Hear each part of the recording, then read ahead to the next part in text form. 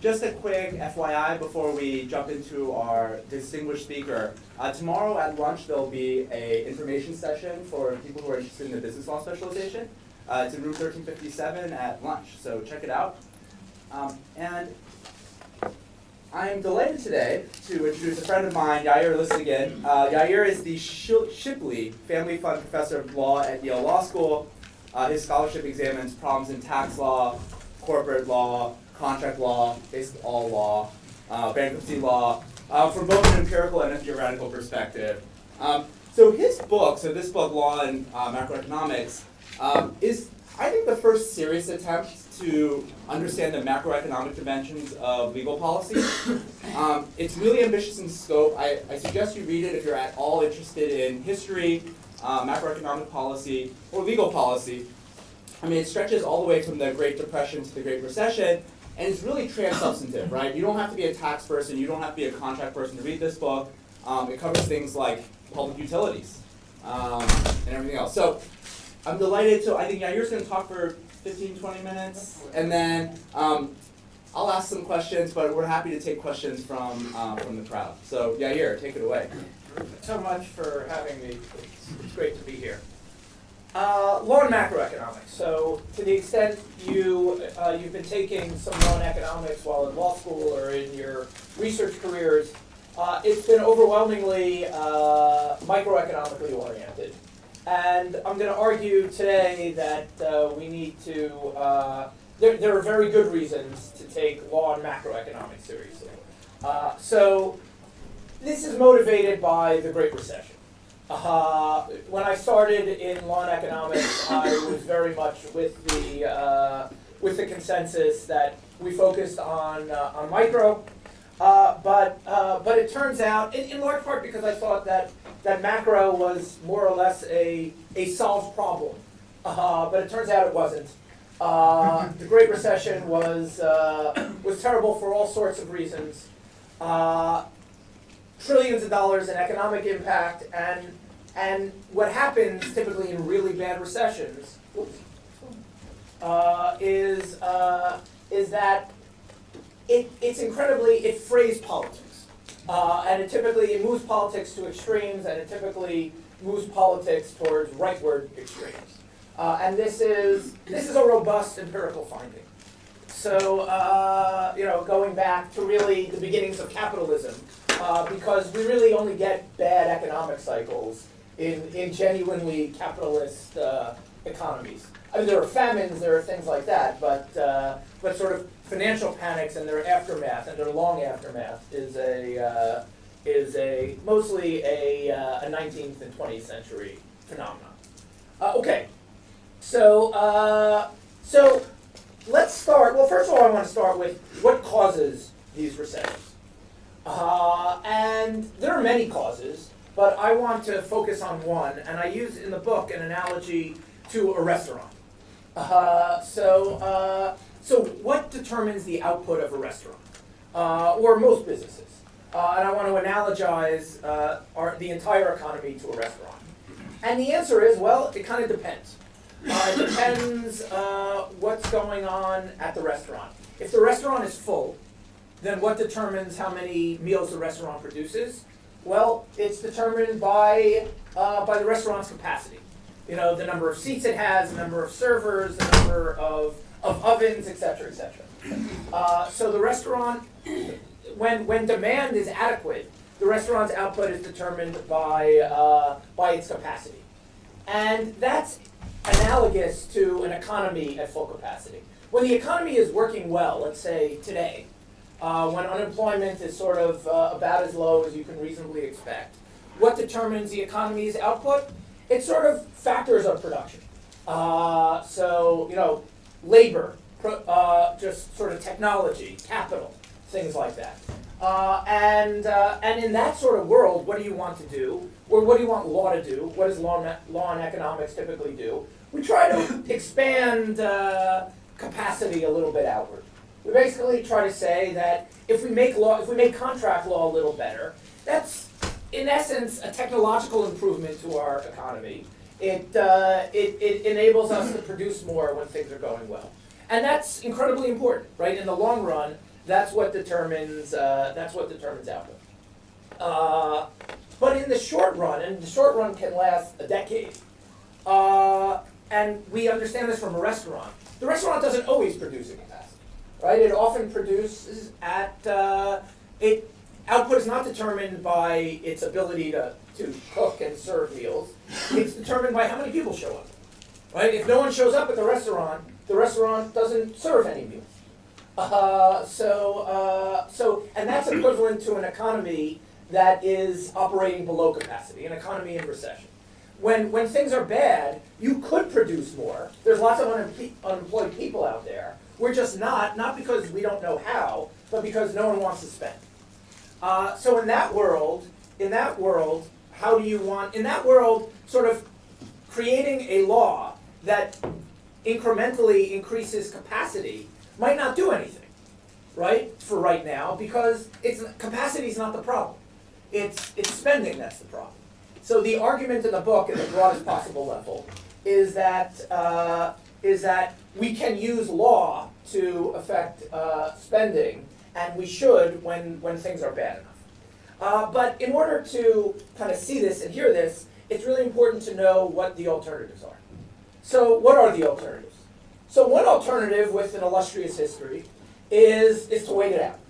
Like if the restaurant isn't full, well, wait a while and hopefully it will be full. And with a macroeconomy, there are reasons to assume there are things like the interest rate that can adjust over the long run that can kind of get things back to full. But this is really painful, right? This is not what we do now. This is what we did in the 19th century. In the 19th century, we more or less kind of waited it out.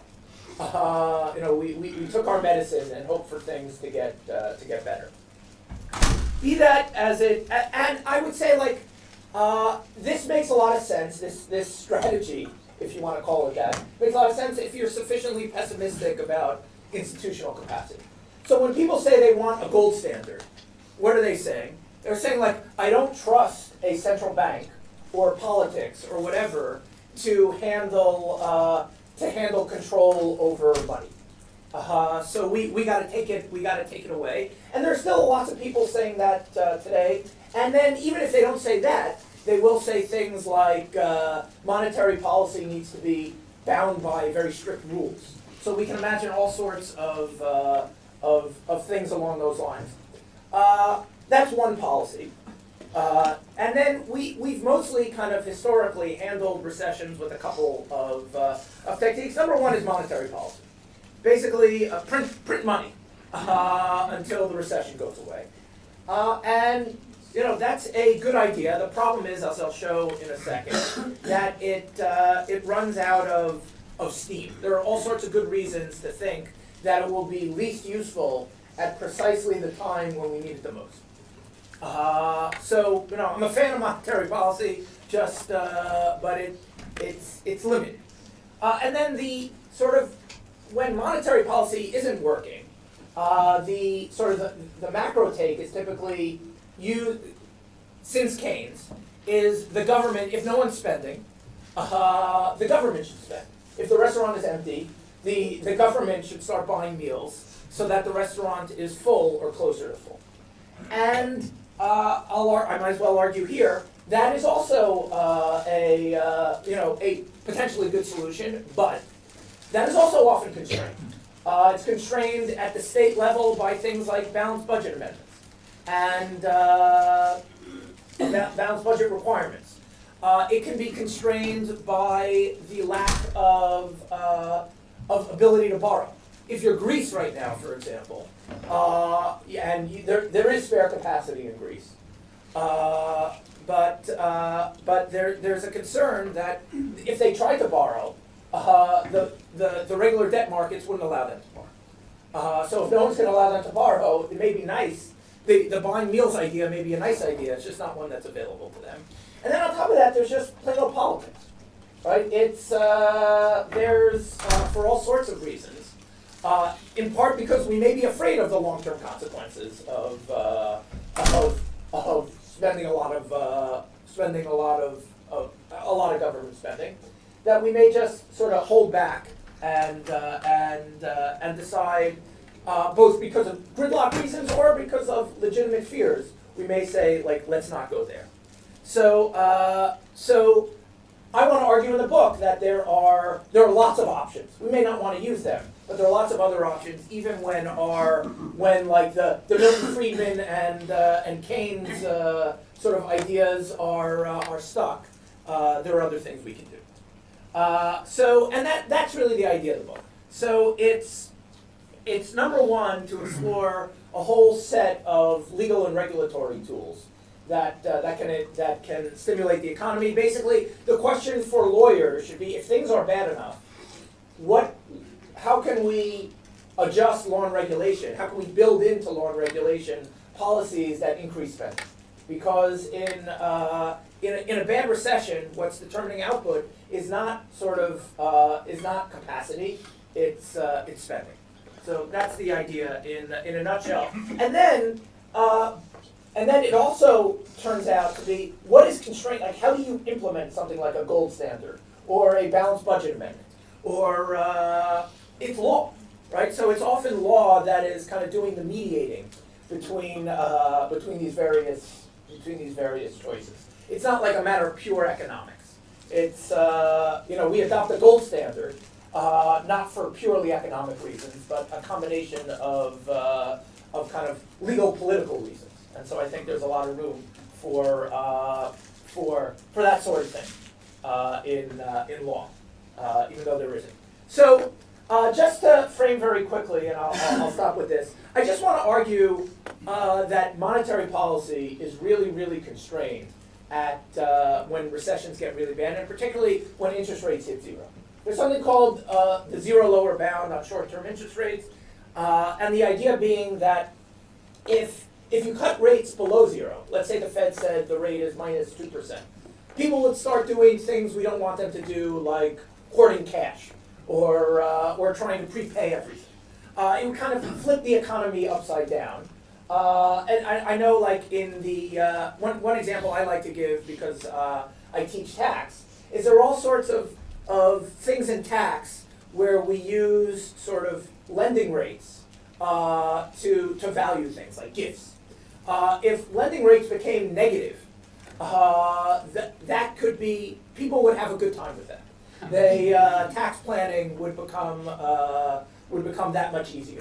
So just like, I'm not saying that this would be impossible, we just have to kind of redesign our system to, like, there are people who say get rid of cash. Maybe, but that's not easy, is the idea. And then it's not like central banks can do nothing when interest rates are zero. The Fed and the European Central Bank they adopted something we call unconventional monetary policy, and I'm going to particularly focus on something called quantitative easing. So what do they do? If short-term interest rates are zero, well, long-term interest rates aren't zero. So we just buy a lot of long-term assets and try to bring those rates down. But first of all, it doesn't work all that well. There's a limit to how long, if the short-term rate is zero, there's a limit to how far you can bring down the long-term rate. Because, like, there usually needs to be some premium to lock up your money for 10 years. So quantitative easing lowered interest rates, but not by all that much, and increased spending, but not by all that much. And then on top of that, like, while the benefits don't seem that big, we haven't really ended this experiment. Every time the Fed has tried to end this, within a couple of months, or a little bit longer, they have to announce that, like, we're not doing it, because, like, the market is very, very sensitive. So it's playing with incredibly strong medicine. You're printing trillions of dollars, literally. Here's an administrative action to print, almost $4 trillion. It's really extraordinary that there are very few agencies that can just do this, especially when we're not even sure that it's such a great idea. So it's not like I'm against this. In Europe, by the way, these actions, the European Central Bank, probably unconstitutional, in the simplest reading. We can argue about why, they were pushed to the limit, and then we can, if we take an expansive reading, I don't want to say it is unconstitutional, but this was not the intent of the, when the euro was founded, they tried to constrain the European Central Bank to prevent exactly that. So, just constraint is all I want to say about, I'm happy to talk about fiscal policy, I won't do it now, because I want to get to concrete examples. What do you do if fiscal policy isn't working? What do you do if monetary policy especially isn't working? And by isn't working, it may well be that like it's off the table because we tied our hands to the mast. So I want to argue that there's lots of things we could do at the legal and more particularly the regulatory setting. So one example I like to give is utility regulation. So utility regulation, utility rates are government-controlled prices, right? And they're quantitatively quite important. You know, they make up a very substantial portion of GDP.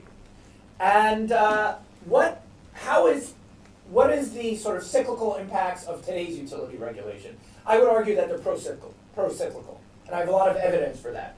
What happens? What happens in a bad recession?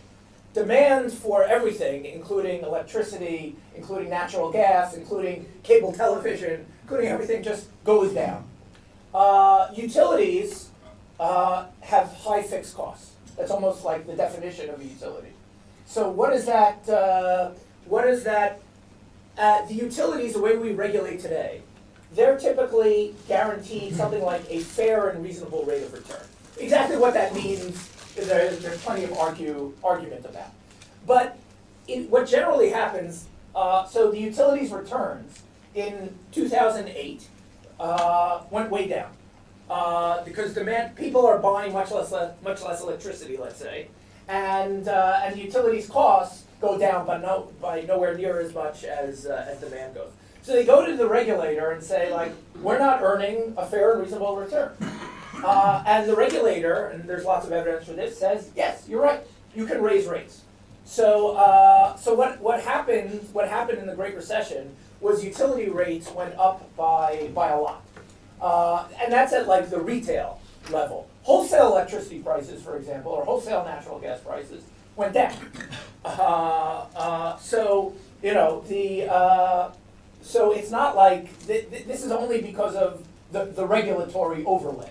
It's not something fundamental happening in the economy. What does that mean from a business cycle perspective?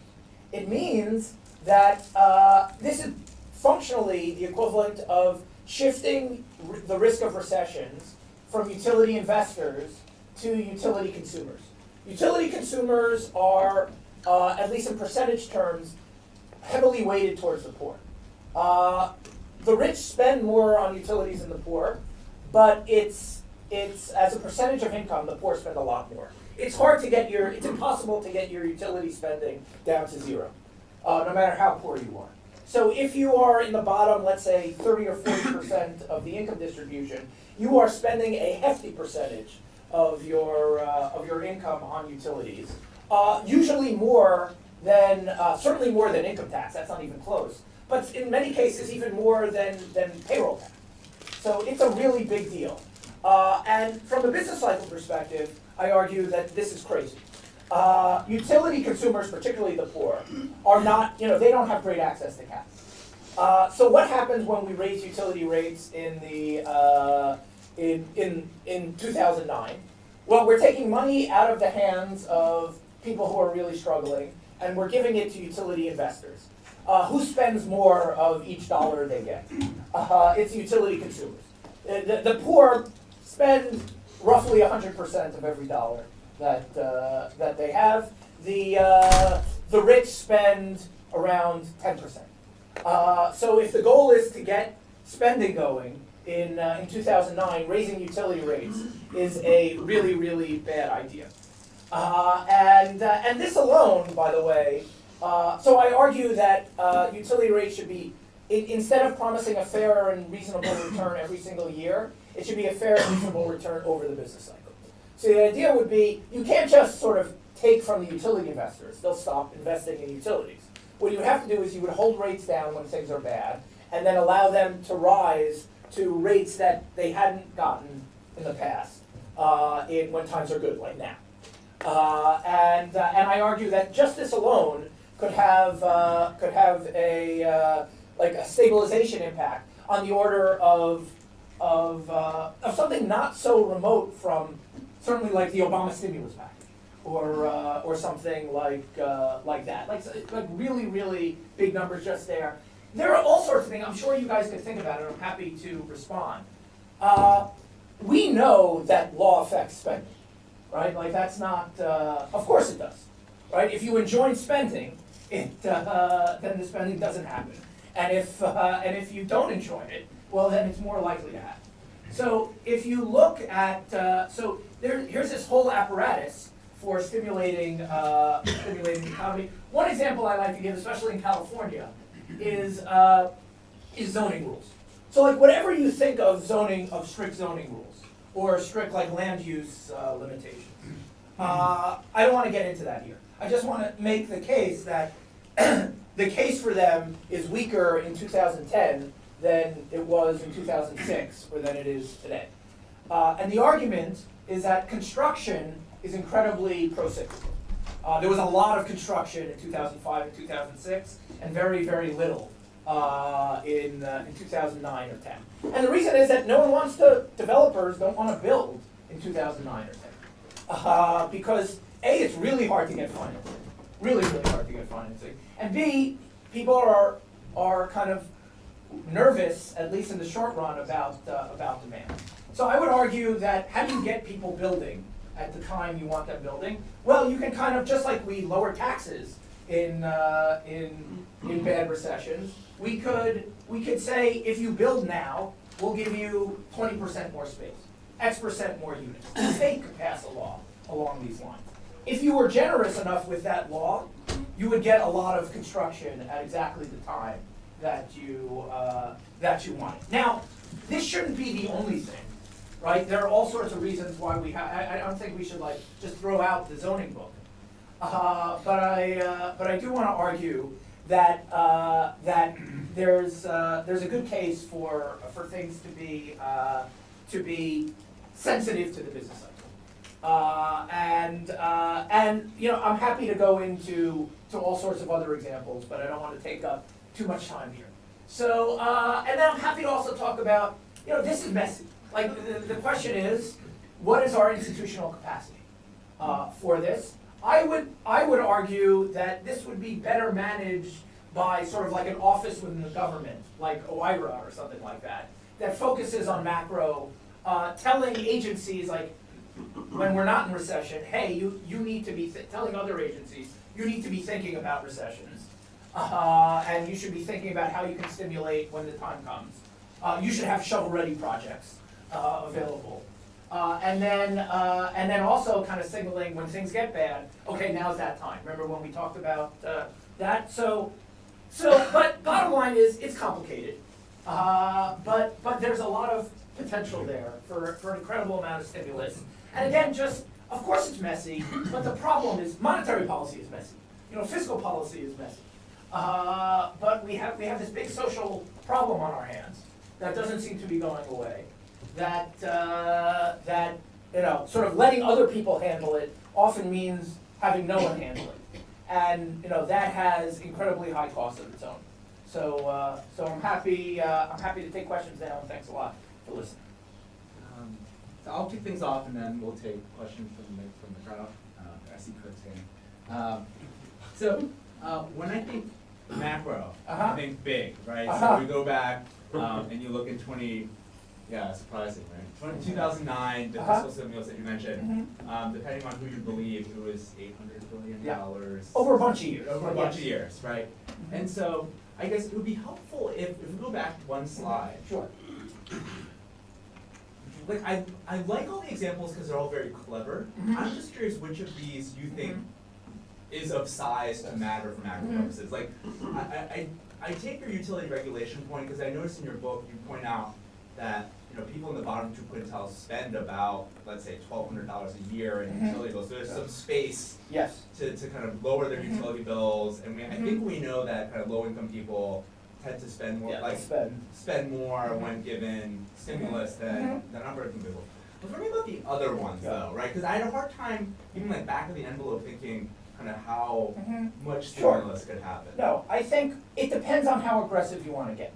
So, so like on the zoning thing, if you wanted to get really aggressive, people would start building in California at some point of zoning permissiveness, even though it's 2009 or 10.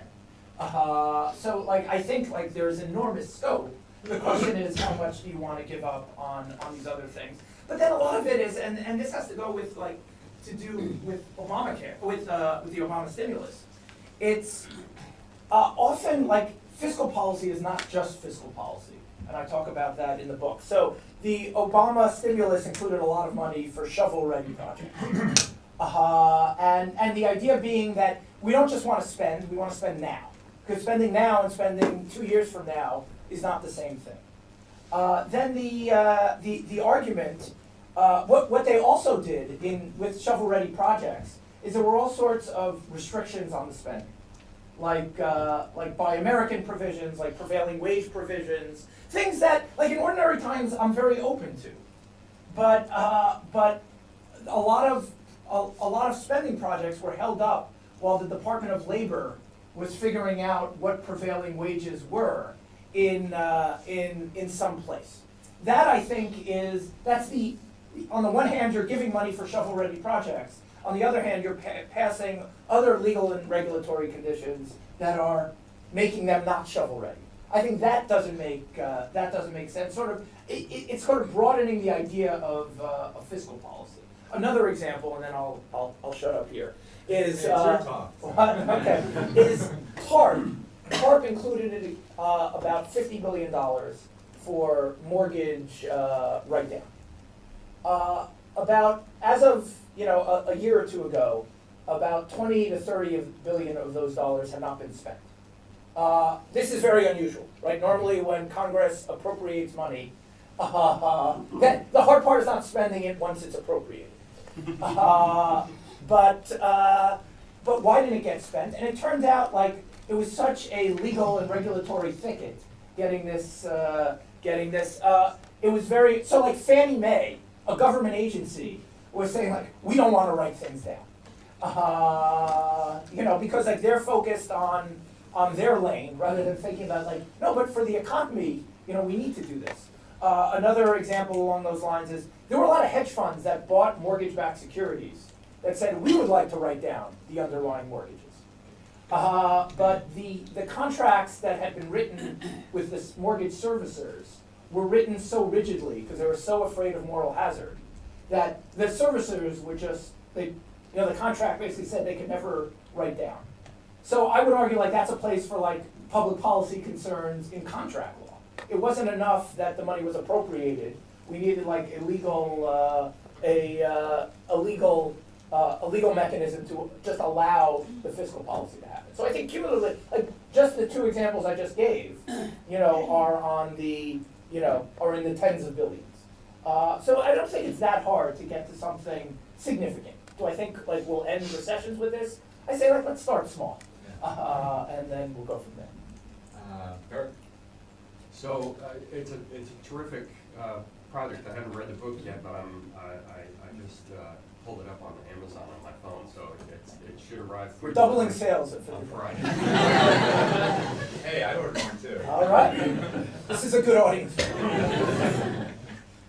I have a question that's sort of resides in the space of what I would think of as kind of time consistency. And I'm guessing you've thought about this, and I'm just curious if you could say a little more about the possibility of, everybody buys your book, reads it, internalizes it, and we have this kind of new set of tools, expansionary legal policy available to deal with cyclical variation in the economy when things go south. How does that feed back into ex-ante incentives prior to the recession? When people, start to anticipate future expansionary changes in legal policy, you're thinking about like zoning, for example. What are the feedback effects back in time as people anticipate that zoning rules might be different in the future? So, it's exactly the right question to ask. So like on that, sometimes I actually like the ex-ante effects. So, and the example you gave, I think, is a place like, if developers start like slowing down in boom times, in order to like, no, we really want to wait around for like a downturn. Like, I'm happy with that. Like, that's sort of like, what is the Fed trying to do? You know, they're trying to raise interest rates to kind of slow down the developers and get them going. So like, that's the type of thing I like. There are, now the question is, and that's one example, right? There are, you know, something like playing with bankruptcy law or something like that. You know, that there are very reasonable concerns about, well, at some point people won't lend anymore, something like that. Like that's a really big concern. So, you know, the more we can indicate, so one way I hope to cabin that is to make it very clear like when this happens. And I think there are decent trigger mechanisms, like something like a 0 interest rate or something like that. So it's not just sort of a free-for-all when the judge feels like it. And hopefully that, you know, in terms of ex-ante incentives, if people think like this is something that's reasonably cabined, that interest rates aren't 0 all that often, and things like that, that it's not going to loom that large. So there's that. And then there's a question, and this is always the issue in, you know, if people were really, really, really rational, then we wouldn't have recessions, right? Is the idea, and fiscal policy wouldn't work because for Ricardian equivalents. So the idea, why wouldn't fiscal policy work? Because if you cut someone's taxes, they know that at some point in the future you're going to have to raise taxes. So if they're fully rational, they will just save the increase in the decrease in today's taxes, knowing that in order to pay for tomorrow's taxes. And you know, it's a good argument. There's just very little evidence that it is that it holds. And here I would point to there are Atif Mian and Amir Sufi have done a lot of work on variations in like bankruptcy regimes or foreclosure regimes and how they affect spending. And they argue that sort of more lenient regimes in different states, things that are more pro-debtor, have an effect on the availability of credit, but not that big. And then they argue, but in the Great Recession, they had a really big impact on the other hand. So, but that's not, you know, that's not a full answer. It's a risk. It really is a risk. And if you think the risk is extreme enough, then you know that's you may want to think about what are sort of the institutions that we have that we're more confident will be able to handle this type of thing. David. So my question is based on this premise that recessions are kind of difficult to predict, and you don't necessarily get it right all the time. So there seems to be this concern that you may start implementing some of these shovel-ready projects, and then instead of actually dealing with the recession, you may end up giving a boost to the economy now, and this still may be ineffectual at the time that the recession hits. What are the chances of this happening, and what is maybe some kind of methodology to try to lessen that? So I've tried to sort of set the trigger. That's a huge problem, and it's an important critique of fiscal policy and things like that. I've tried, that is true for most recessions. It's not so true for our worst recessions. So I argue that when interest rates hit 0, things are bad. And the 2 times that the short-term interest rate has hit 0 in the US in the last 100 years are the Depression and the Great Recession, and no other times. So you know, that's a pretty good proxy right then and there. And also those recessions tend to last a really long time. So like kind of the fear that will pump up only for it to have proved unnecessary is lower. I don't want to make it sound like it's 0. It's lower. And indeed, by the way, the Great Recession, by the standards of like these sort of zero lower bound recessions, we got off pretty easily. As bad as it was, like central bankers will describe it as we had about a 90th percentile light on the light side of this type of recession. We shouldn't necessarily assume that that'll be better next time. It also may suggest that quantitative easing help is the idea. So those are so I think it's less of a problem in these particular contexts. But with that said, I think that yeah. So let me just stop there, and I'll just say that by focusing on the tails, those problems which are very, very real. If we imagine sort of trying to just like handle macroeconomic management through the legal and regulatory system, that would be a bad idea. And well, one thing I just want to say also, when I talk about the costs of a recession, the problem is the longer it lasts, the worse they get. So if someone is unemployed for a couple of months, they can kind of come back in the labor force with relatively low long-term costs. Obviously, they've lost 2 months of wages, that's a big deal. But like their long-term, in 20 years from now, we expect them to be in more or less the place that they would have been otherwise. Once they're unemployed for 6 months or more, and especially like really long-term unemployment, like 2 years, 20 years from now, you will see those 2 years.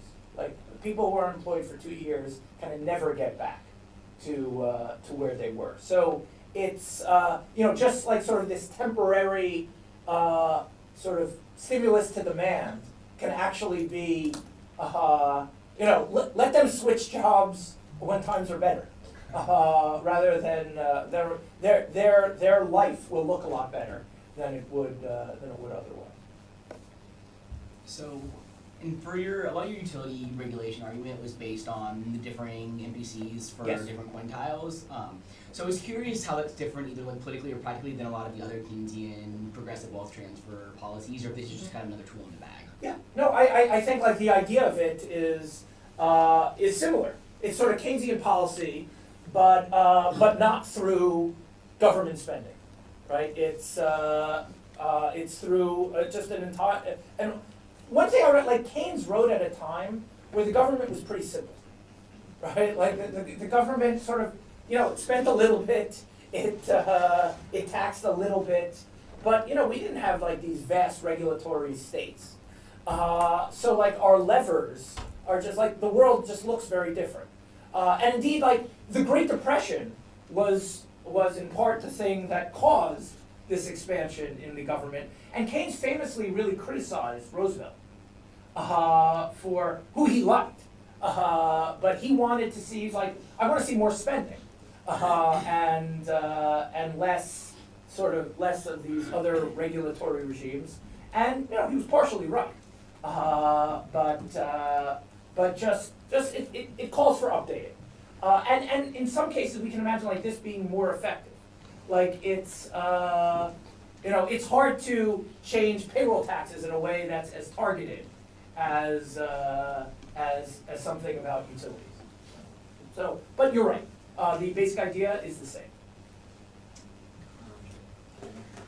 In the question earlier when we were talking about things like easing regulatory burdens for developers in order to encourage shovel-ready products now, but then you also talked about perhaps having an office, an administrative agency within the federal government that sort of coordinates these sort of changes.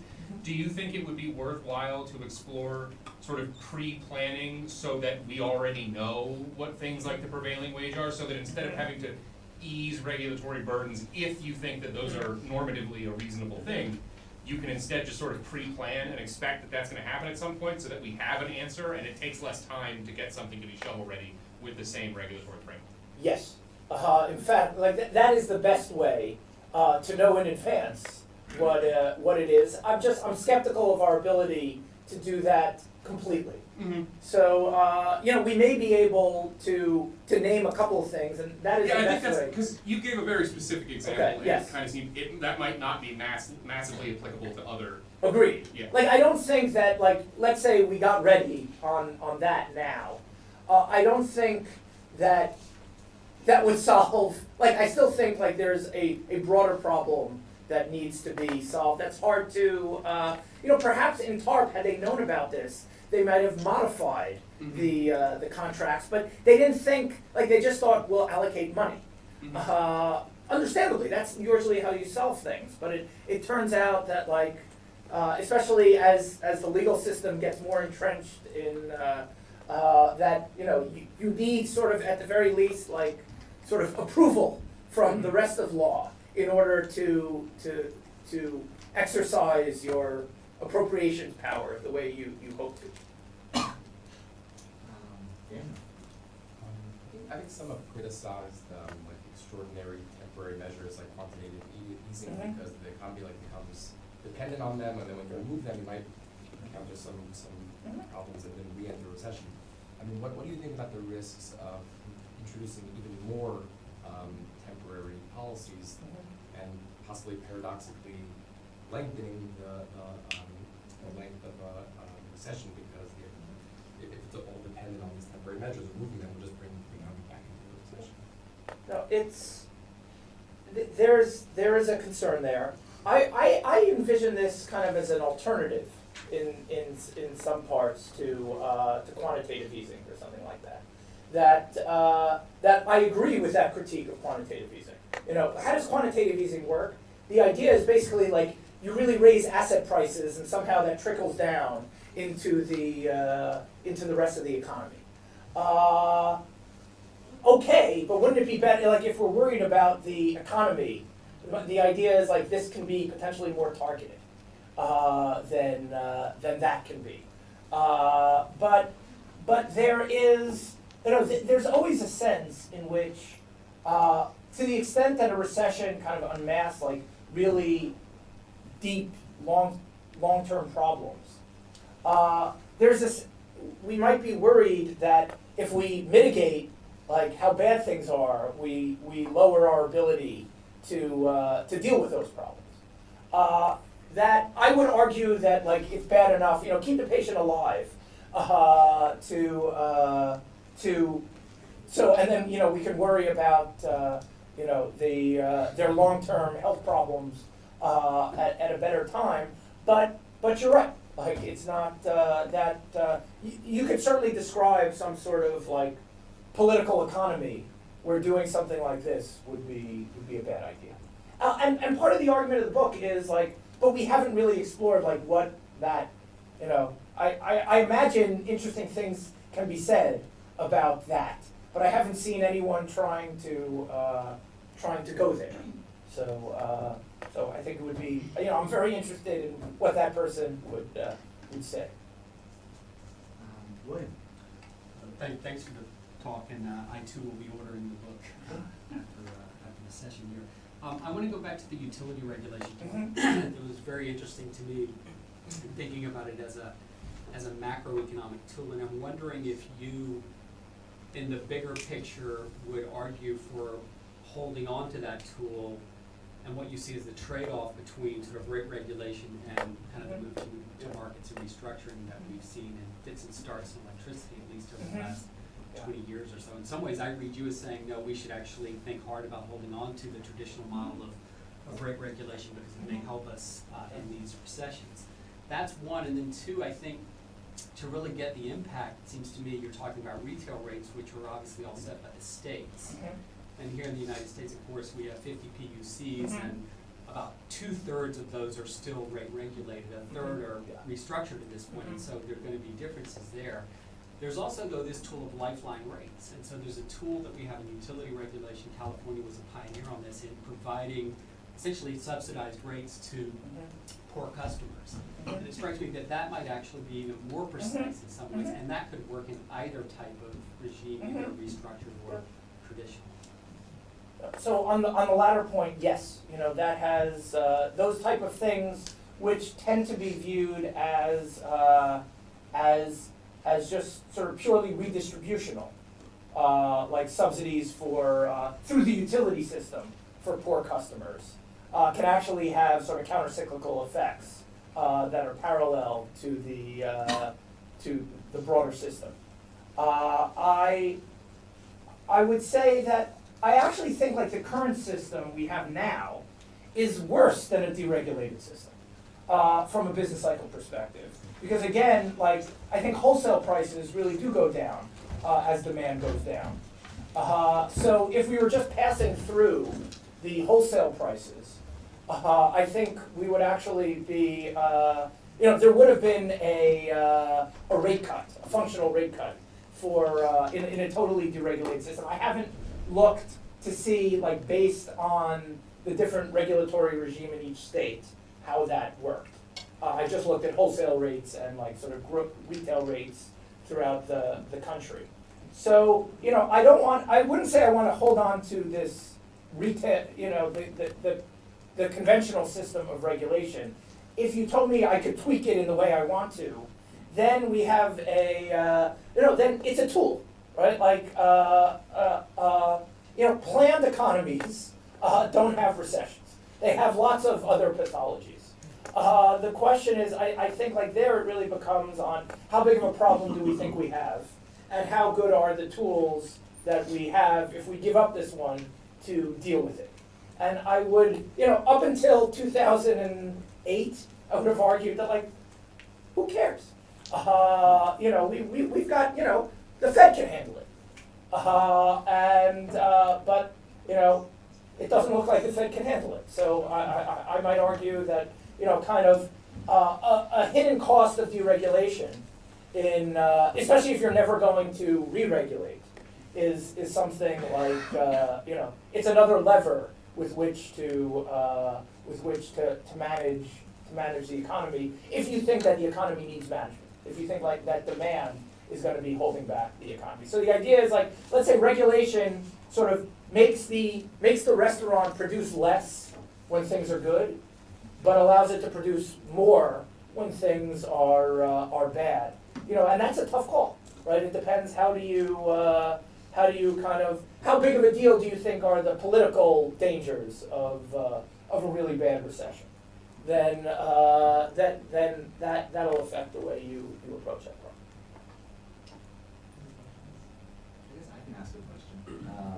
So one of the things I noticed, kind of looking at your policy options here, is that some of them are federal.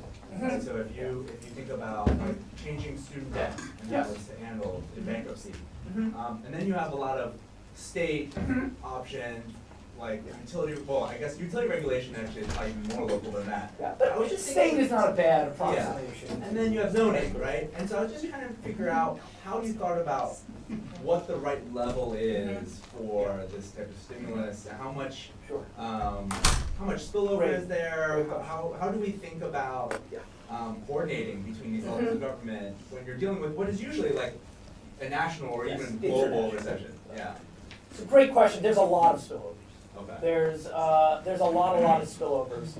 I sort of see that as kind of cabining I like giving lots of different places options. I think it's true that that what the spillovers will do is they'll keep people from doing it quite as much.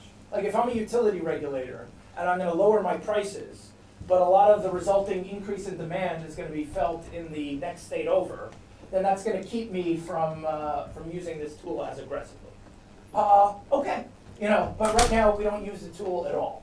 So I think that, and especially in a world where services are more and more important in the economy, they tend to be more, they're often locally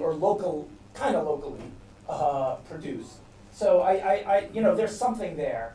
And then another side of pushing down to like state and local levels is you give one problem that we have at the state and local level is that they can't tailor, if things are particularly bad or good, they don't have much they can do to kind of tailor macro policy. Like, right, if the federal government is doing everything, then, if you're North Dakota in 2010 and you have an oil boom, you have very loose federal fiscal policy and zero interest rates. That's not good, right?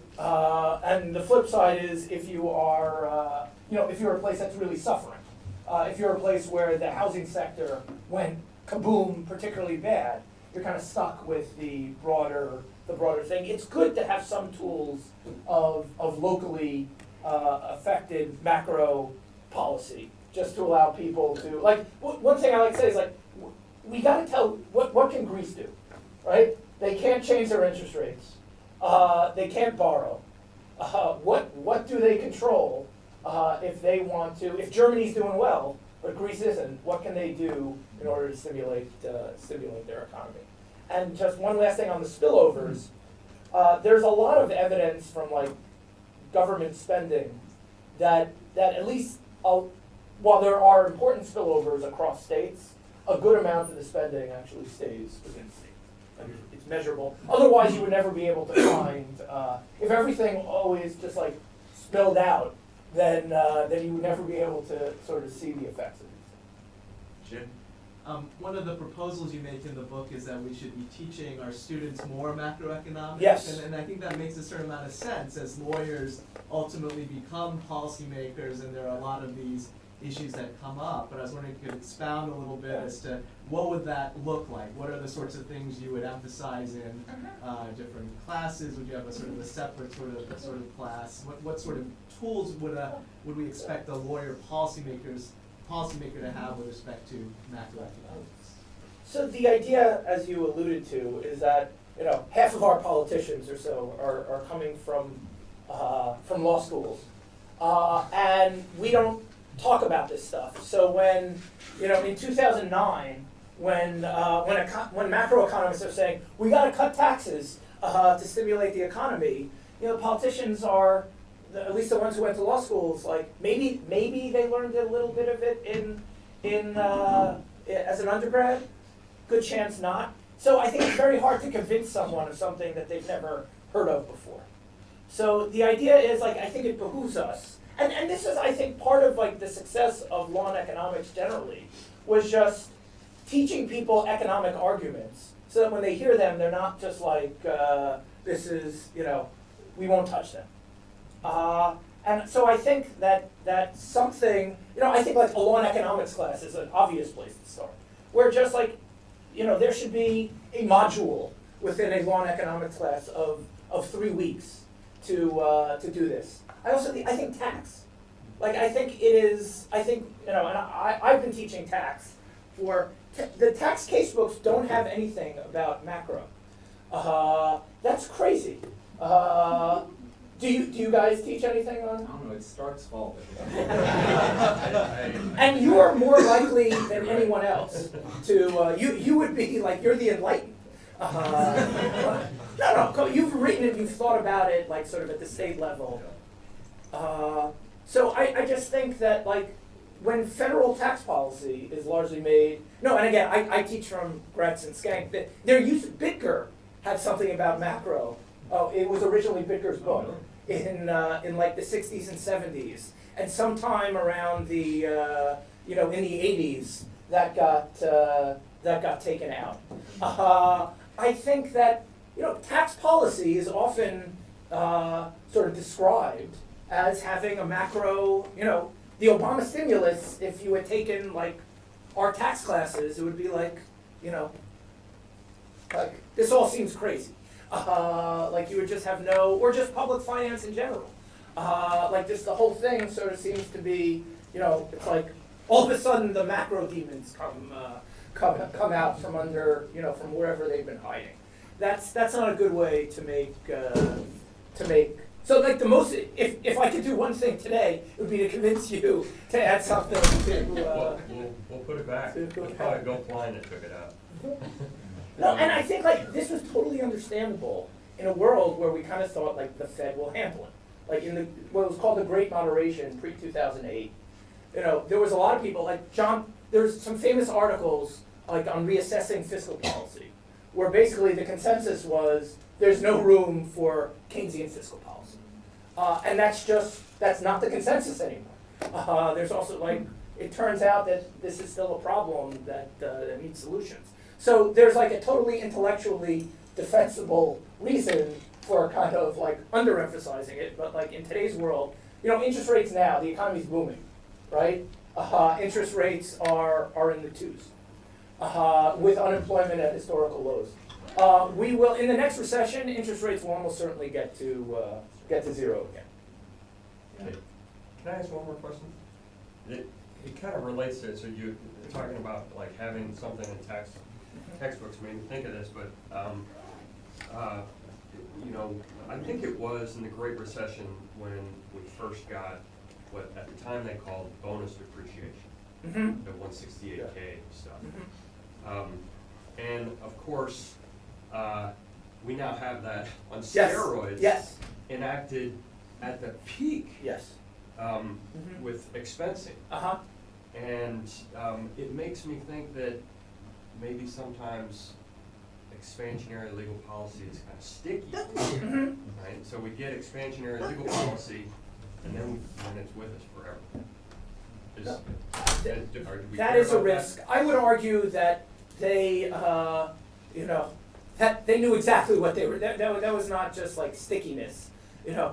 Any benefit they could possibly think of to corporations, and this was one of them. But like, there's actually a long history of bonus depreciation. I think like that was a popular tool going back, and it had. I know like Michael wrote about sort of how it had gone up and down over time, and people sometimes like to compare that to the business cycle. It's not that well aligned, but it has sort of gone up and down, I think, over history. Investment Except for tax now. credit, but it's probably Yes, I think that's yeah. yes. Which is a version of the same thing. exactly, which is something quite similar. And then I would argue just on this, and this is kind of how I got into this business. There are all sorts of like tax and spending mechanisms that we didn't have way back when, that like the macroeconomic economists don't think about, that have all sorts of unintended, I would argue, unintended business cycle consequences. And here I'm thinking about like tax expenditures most particularly. So what tax expenditures, you guys have all taken the class, I hope. So it's spending, not true. So it's spending through the tax code, right? So you want to subsidize something rather than just sending it money. You say you can deduct money spent on it. So you want to subsidize housing, you give a mortgage deduction. You want to subsidize or home ownership, you give a mortgage deduction. You want to subsidize health insurance, you rather than just like buying people insurance, you say that employer provided health insurance is excludable. So that's, these are substitutes, right? Like we could have done it directly, we do it. There's a very long literature in tax on why you would or wouldn't want to do it one way versus another. I just point out that the tax expenditures have really undesirable macro properties. So they, let's take the tax expenditure for employer-provided health insurance, which alone is, sort of $200+ billion a year and going up a lot every year. What does it mean from a business cycle perspective? So in 2009, employment went way down. Okay, like unemployment doubled. The number of people eligible for the employer-provided, for the exclusion of employer-provided health insurance went way down. So what did that mean? Is that functionally, the government was spending less on subsidizing health insurance in 2009 than it had in 2007.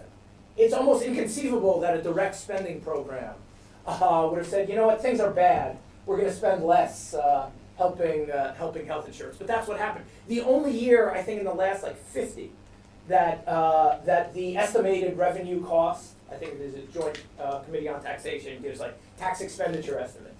The only year that has gone down in the last 50 was 2009. That's crazy policy, right? Like that makes no sense. And even if you want to stick with the tax expenditure, there should at least be some sort of like break on this undesirable quality of tax expenditures. So these are just things that people, we're very interested in tax expenditures for all sorts of reasons. Keynes didn't know about it. He knew about an income tax. So it's kind of modernizing Keynes for today's world. Yeah, I was going to say something regarding, you mentioned the political risks of recessions and how monetary policy becomes less effective when things are really, really bad and you need it to be effective. Noting that there's some massive expansion in regulatory framework following the Great Depression, and that there's been a notable increase in regulation in some sectors because of the Great Recession. You now see that maybe relationship also being problematic, like the things that we're more likely to regulate and more than less.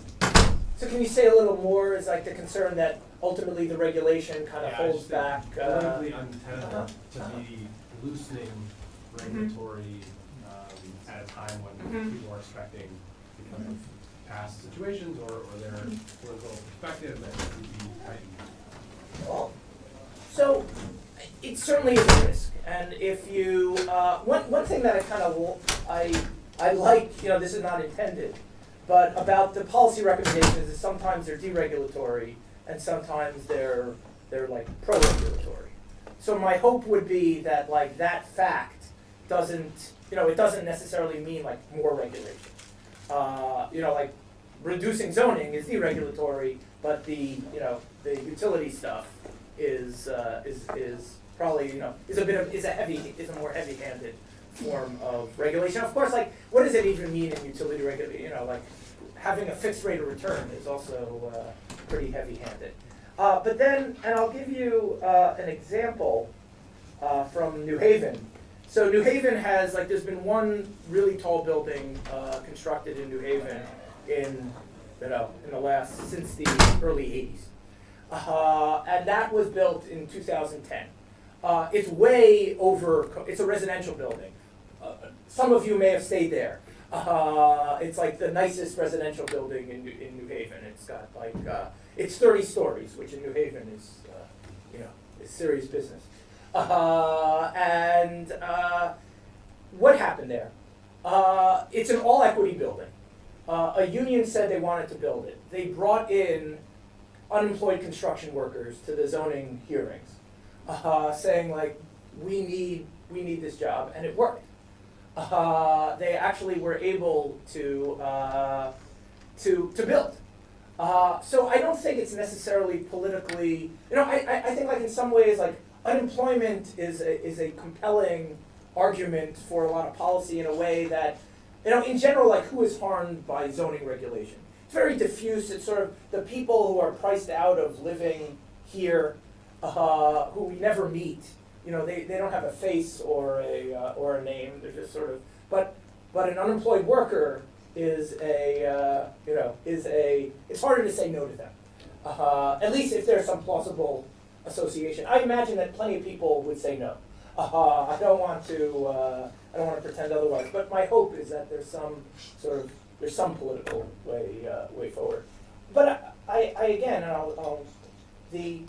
you know, if you're sufficiently institutionally pessimistic, and in some sense like the Austrians are this way. Like they think that there's a problem. They recognize that recessions are bad, but they're just sufficiently pessimistic about government's ability to fix it. That at least once you're in it, that they're willing to wait it out.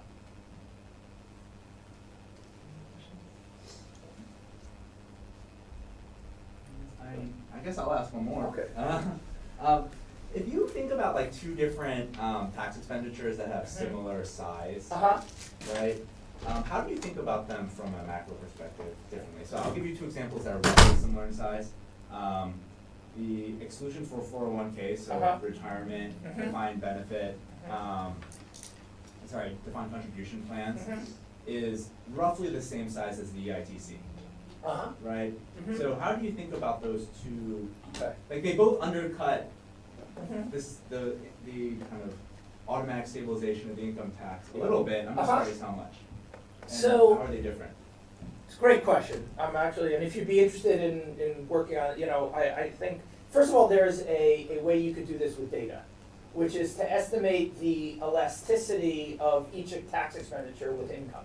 So some things, like spending on some things is highly correlated with income. Yeah. Like, so tax expenditures on those things is particularly bad, while spending on other things is not, you know, again, if spending is flat, if we had a tax expenditure or even something, if spending on buses is subject to tax expenditure. That may go up in recessions as people lose their cars. So that's one way.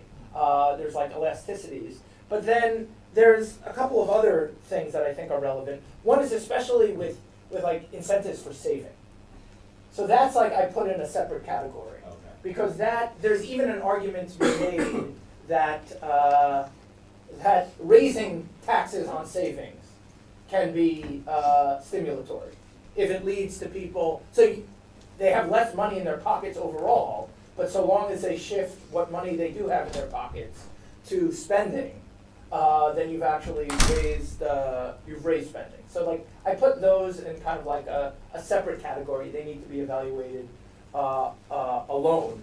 But there's still, and then there's this great example that I think Steve Bank sort of described, where like the origins of the corporate tax is sort of like a tax on corporate cash during the Depression.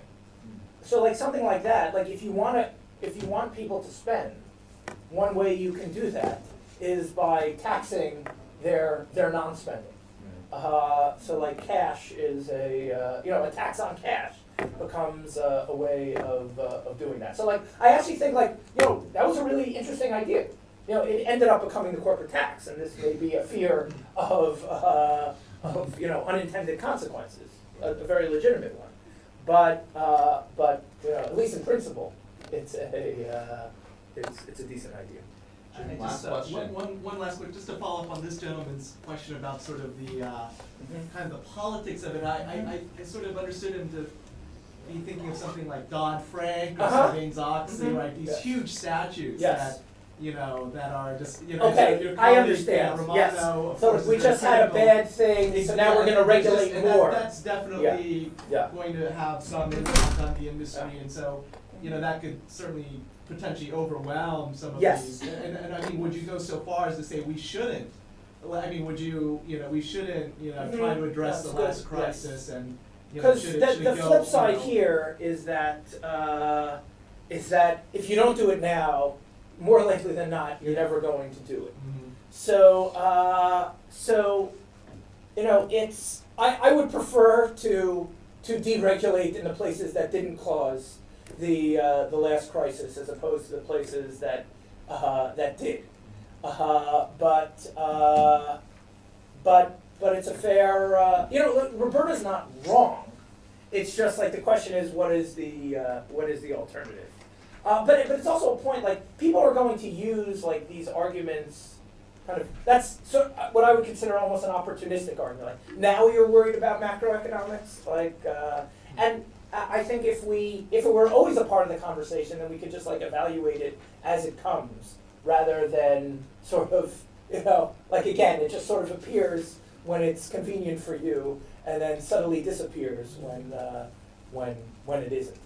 But I mean I would agree that it'd be better if we passed Dodd-Frank in 2005, but we didn't. Right.